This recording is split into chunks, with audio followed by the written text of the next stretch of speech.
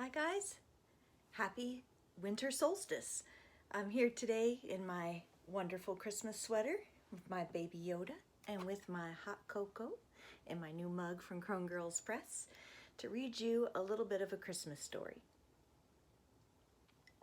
So this one is called Oh Scaly Night, and it's been published a couple different times. Tonight I'm reading it to you out of Christmas Lights 9. This is a charity anthology I participated in a few years ago that supports an organization that is helping women who are victims of domestic abuse. So, as I said, this is called Oh Scaly Night, and it's my Menopausal Superheroes Christmas story. Patricia hadn't planned on being alone for Christmas. She just sort of ended up that way. She'd planned on staying home for a quiet few days with Susie until Susie got the strong arm to join the rest of the clan up east. She wasn't ready to take Patricia with her, she said, and Patricia tried to seem disappointed about that to save Susie's feelings. In reality, she was relieved. She wasn't looking forward to the whole in-laws thing. She'd avoided it for the first 58 years of her life and could happily do so for the rest of her remaining years. Heck, she wasn't even used to being with Susie herself yet. She didn't spare a thought for her own family. What remained of it was spread out and not what anyone would describe as close. In fact, some of it was downright contentious. Jessica was doing the newlywed Christmas with Walter, probably embarrassing the heck out of her boys with mistletoe and the whole shebang. Sure, they'd invited her to come by, but she wouldn't be going. God, no. She'd rather stab herself in the eye with a fork. Same with Lionel and David, for different reasons. Things were already tense between the two of them.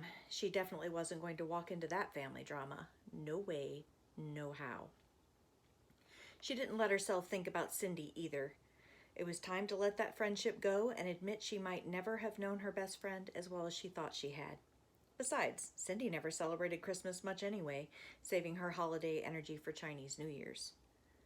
So here it was, nearly midnight on Christmas Eve. Patricia had tried holiday movies, one cheesy and one heartfelt, and popcorn, but it all seemed to leave a bad taste in her mouth. She eyed her phone, but the screen stayed stubbornly black. Susie would probably try to call later, but even if she did, Patricia knew their conversation would be stilted and awkward. If she called at all, it would be late, after the rest of the family had gone to bed, and Patricia had no idea what she'd say. Patricia looked out the window. The city of Springfield was awash in lights. Some of the buildings had done up full holiday displays, and she could see the flashing reds and greens from across the river. Looking at it, she knew she had to get out. Her spacious condo suddenly felt as tight as a closet, and she needed air. She pulled on her long coat and stepped out into the night. It wasn't supposed to snow, but the air was crisp and felt good against her skin, clean and fresh. She realized she hadn't been outside the entire day. No wonder she felt so cooped up. Indiana farm girls like her needed a daily quota of fresh air. She got weird when she spent too much time inside. Shoving her hands into her pockets, she headed for the pond on the other side of the complex. There was a wooden bridge over the man-made watering hole, and it was a pleasant place to stand and look at the water, especially late at night when most of the inhabitants of the complex were sound asleep. Patricia often went there when she couldn't sleep. The water was very still. The fountain was turned off for the season, and there was no wind to speak of. The lake was probably quite shallow, but the way the surface was reflecting the surrounding buildings and street lights made it seem miles deep. Patricia wished she'd brought some bread to toss out for the koi. The ducks and geese were already gone for the season. It might have been nice to see another living thing. Leaning against the railing, she turned and surveyed the buildings around her. There were 5 identical buildings.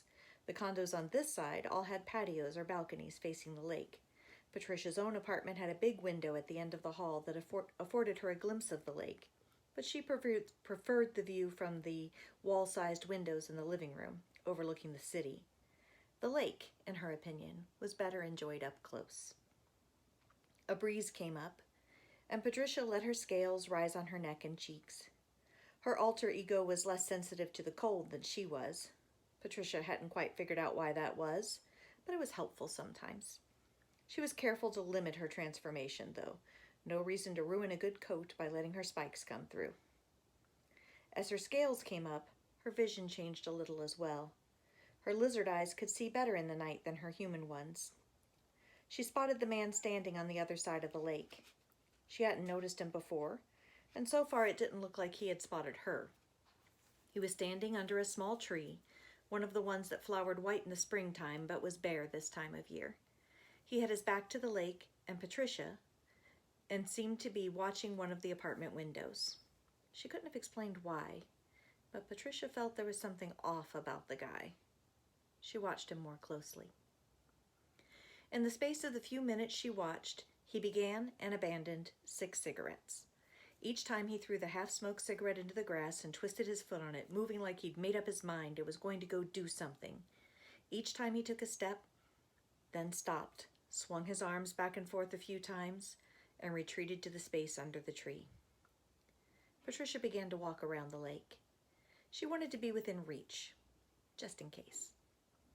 She continued to watch him as she walked, keeping her steps light and quiet as she could, glad that her coat was black and wouldn't show up well in the darkness. He never turned. By the light of his next cigarette, she was able to make out some details of his face and appearance. She made note of them, practicing better observation as they were training her to do at the department. He was 35 or 40 years old by her estimation, white, with dark brown or black hair worn long enough that it stuck out in wings beneath his knit cap. He had an indeterminate beard, one that could mean he was just a few days unshaven, or that he kept his facial hair at that Miami Vice level that had been so popular for a while. His coat was nice, but frayed at the cuffs and missing a few buttons, so that could mean he had fallen on harder times, or just that he loved the coat and wore it even though he should be replacing it. He was broad in the shoulders, but not particularly tall. Patricia was sure that if she stood beside him, she'd tower over him by at least 4 inches.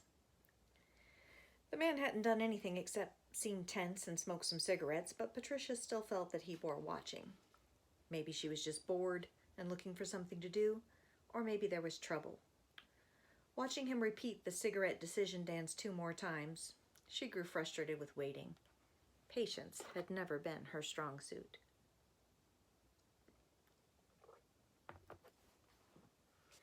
Pulling in her scales, she walked up to the guy, being careful to crunch a few leaves along the way so she wouldn't sneak up on him. "Can I bum a smoke?" she asked. Patricia didn't smoke, but she thought she could fake it, at least as a way to start a conversation. The man jumped. "Sorry, I didn't mean to scare you," she offered, hands spread. The man pulled out the pack of cigarettes and handed her one without comment. Patricia played with it in her fingers for a moment. "Can't sleep?" The man turned and looked at her then. Face to face, Patricia could see he was tired. His eyes were red and watery, and the circles under them were deep enough to suggest more than one sleepless night. His eyes flicked over her quickly. Patricia was sure he had categorized her as a harmless middle-aged woman too old to flirt with and unlikely to do him any damage. Little did he know. "Yeah," he finally said. "Which one is yours?" she asked, gesturing at the windows in front of them. "I'm across the lake myself." She hoped it sounded like a regular nosy neighbor kind of question. She also hoped he had a ready answer. He didn't. The hesitation wasn't long, but the sigh that accompanied it spoke volumes. "If you don't mind, I don't want to talk about it." His voice was even, though the words were clipped. Patricia didn't like the tension she saw in his jaw. She laid a hand on his arm. He jumped back as if she had stung him. "You sure? You seem like a man with something on his mind. I can be a good listener." Or at least she thought she could fake it long enough to figure out if someone was in danger here. "You got kids?" he asked. "Me? Hell no." He laughed in a way that showed he didn't find it funny, lit another cigarette, the last in the pack. He didn't seem to have noticed that Patricia wasn't lighting hers. "Maybe that's for the best sometimes. Me, I got 4 of them. Up there." He gestured at a 2nd-story balcony just to the right of where they stood. Patricia followed his finger. She flipped up the collar just slightly to hide her cheeks and brought up her scales again. She really only wanted the night vision, but at least so far she couldn't get the eyes without the facial scales. She'd need to work on that some more. Once she could see, she saw signs of trouble. The glass door that led to the balcony was taped, as if it had been broken and hastily patched by someone without the tools or skills to do it right. A jagged impact was evident in the glass. It looked like the glass had been punched from the inside. "What happened to the door?" she asked. The man looked her way, and Patricia took a step backward into the shadows, while she schooled her face into its normal middle-aged woman aspect. "I think he hits them," the man said, his voice bleak as the dark gray afternoon had been. Damn. She thought it might be something like that, but she had so wanted to be wrong. She'd seen this story more than once, and not just on the evening news. She remembered her fourth stepfather, the one she'd had arrested. Her mother never forgave her for it, but even at 16, Patricia had no tolerance for bullies. He'd bruised her littlest sister, gripping her arm so hard it left finger marks. Of course, they'd both said it was just an accident and that he'd been drinking, like any of that made it remotely okay.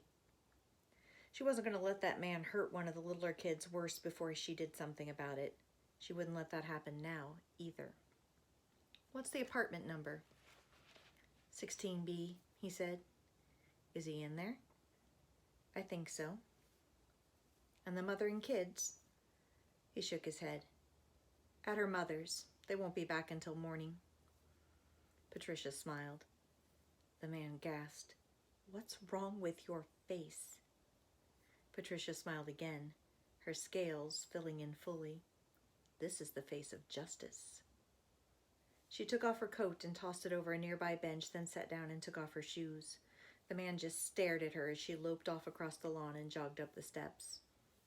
A few seconds later, she was standing in front of 16B, listening. She could hear a television playing. Taking a moment to concentrate and focus, she brought out her full transformation. She heard the cloth ripping as her spikes emerged and tore the back of her shirt, but the top still held together well enough to keep her covered. She almost never wore anything anymore that wouldn't. Raising one taloned hand, she knocked on the door. She was tempted to joke, "Avon calling," but she knew it was just adrenaline making her giddy. Through the door, she heard some muffled cursing and heavy footsteps as someone moved to the door. "What do you want?" the man said as he threw the door open. Patricia didn't give him time to react to the sight of her. She placed one hand on the door and one on the man's chest, flinging him back as she pushed the door open, then slamming the door closed behind her. The man landed on his butt in the middle of the rug. His eyes grew wide as he took in Patricia. She knew that look. She'd seen it on many different faces in the years since her transformation took place. It was part disbelief and part fear. "What are you?" The man stuttered as he crawled away and got to his hands and knees in an attempt to stand. Patricia leaped at him, knocked him onto his back, and then stood with a heavy taloned foot on his chest. "Me? I'm your worst nightmare. A woman who fights back." The man tried to sit up, but she didn't give him a chance. Using the new move she'd learned in training, she rolled him over and hauled him up, tugging his arms behind his back so he was held low and awkwardly, unable to quite get his balance. She duck-walked him towards the balcony door, shoving his head against the doorframe while she shoved the broken door aside. She wanted to make sure the father of these children got to see what was happening here. She pushed the man so his torso fell over the railing, then let go of his arms and picked him up by his legs so he flailed into open air. He'd be fine if he didn't struggle too much. He tried to scream, but threw up instead. "You like to hit people who don't hit back, don't you?" The man didn't answer her. He just sort of groaned. She lifted him an inch or two higher. "I asked you a question." "They made me mad," he said. Patricia nearly let him fall then, but she didn't really want to make the family deal with a corpse and the police. Instead, she pulled him back and let him fall into a heap on the balcony. "You know what makes me mad?" He didn't answer, though he seemed to be gathering himself for an attack. Patricia took a ready stance, just in case he really was that stupid. "Men who think that violence makes them men." Just as she'd suspected, he charged her, telegraphing his move as he clumsily got back into a crouching position, then hurling himself at her knees. She stepped aside, letting him collide with the doorframe. There was a crack. Patricia wasn't sure if it was the man or the doorframe that cracked, but it didn't matter. The man was howling on the floor at her feet. "Come on, bud. You got a note to write and some packing to do." An hour later, there was a note on the table, held down with a water glass. The handwriting was shaky but legible. It was full of apologies and a promise not to come back. It was a promise he'd keep. Patricia had taken his driver's license, just in case she needed to find him. By 3 o'clock, Patricia and the man she'd found by the lake had managed to patch the broken door well enough to hold for a few days. When they had locked the door and replaced the extra key in the flower pot outside, they went back down to the water's edge and stood looking at the water together. Patricia could feel the man's incredulous gaze on her, but she didn't turn to look at him. She handed him back the cigarette she had never smoked. It was still inside her coat pocket. "Merry Christmas," she said, then finished her walk around the lake and headed for home. She might have something to say to Susie after all, if she called.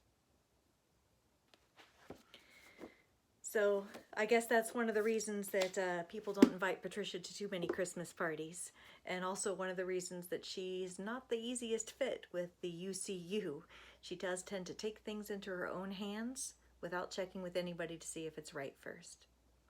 So maybe not the feel-good holiday story of the season, but one that fits the menopausal superheroes. Enjoy your holidays.